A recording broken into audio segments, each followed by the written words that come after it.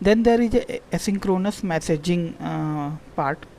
So what happens, suppose asynchronous means whenever the request is being processed, some of the client or a service send a request and doesn't wait for the response.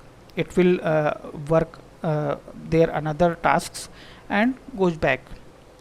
So in asynchronous messaging, what will happen, there is a messaging queue where the microservice send their request, and after whatever the respective microservice will take the request from that particular messaging queue, process the request, generate a response, and again the response will send to the messaging queue, and that the microservice which send a request in a messaging queue will, after some time after doing the work, it will consume it, or a sender is different or a consumer is different, that which also possible.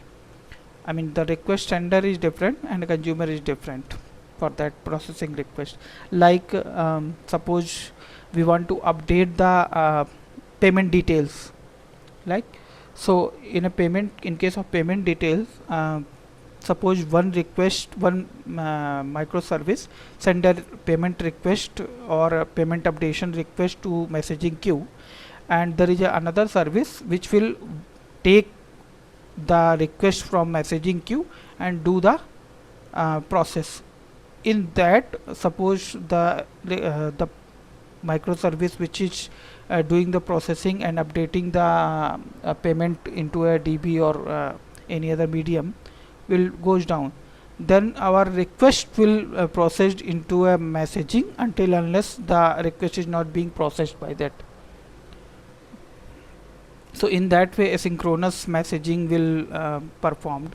It can be better understand when we do the asynchronous messaging and implementing into a coding. So I'll show you how we can do the asynchronous messaging using in a microservices.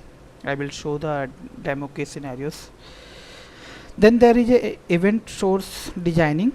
In this we are creating events, and these events are stored into a event store, and these event store are basically in a tracking. It all becomes in a sequence of tracking. It all works. So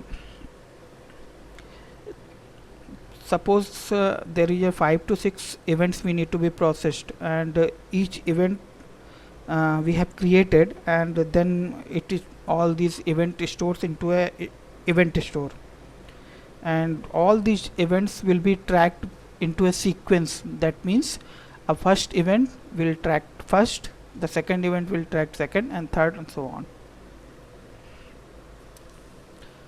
So that is the event sourcing design pattern.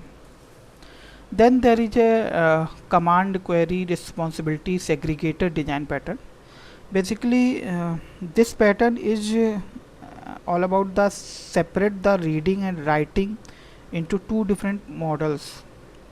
That means if we talk about every method into a microservice should either give a command to perform some action or a query that returns a data.